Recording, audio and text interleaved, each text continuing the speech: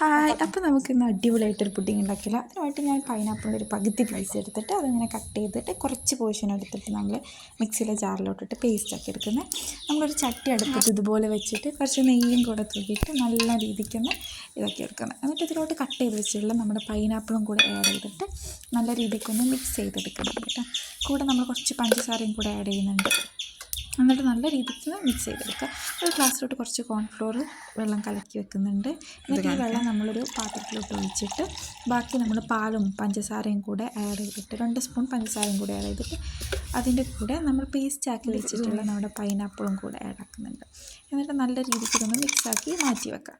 നമ്മൾ ബ്രെഡ് എടുത്തിട്ട് 4 ഭാഗം ഇതിൻ്റെ ബ്രൗൺ പോർഷൻസൊക്കെ ഒന്ന് കട്ട് ചെയ്തെടുത്തിട്ട് ഒരു ട്രേയിലോട്ട് നമുക്ക് ഈ ഒരു കട്ട് ചെയ്ത് വെച്ചിട്ടുള്ള ബ്രെഡ് വെക്കാം. കൂടെ നമ്മൾ ഓൾറെഡി മാറ്റി വെച്ചിട്ടുള്ള നമ്മുടെ ഈ ഒരു സിറപ്പും കൂടെ ഒഴിച്ച് കൊടുത്തിട്ട് ബാക്കി നമുക്ക് കാരമലൈസ് ചെയ്തിട്ടുള്ള പൈനാപ്പിളും കൂടി ആഡ് ചെയ്ത് കൊടുക്കുക. ഇപ്പോൾ നല്ല അടിപൊളിയായിട്ടുള്ളൊരു സിമ്പിൾ പുഡിങ്ങാണ് ഉണ്ടാക്കിയിട്ടുള്ളത്. അധികം ചിലവൊന്നും ഇല്ലാതെ ഞാനിപ്പം അടുപ്പിലാണ് ഉണ്ടാക്കിയിട്ടുള്ളത് കേട്ടോ. അപ്പോൾ നല്ല ടേസ്റ്റാണ്. ഇതിൻ്റെ മുകളിൽ നമ്മൾ കാരമലൈസ് ചെയ്തിട്ടുള്ള ബാക്കിയുള്ളതും കൂടി ഇട്ട് കൊടുക്കുന്നുണ്ട്. അപ്പം എല്ലാവരും ഒന്ന് ട്രൈ ചെയ്ത് നോക്കുക. Thank you.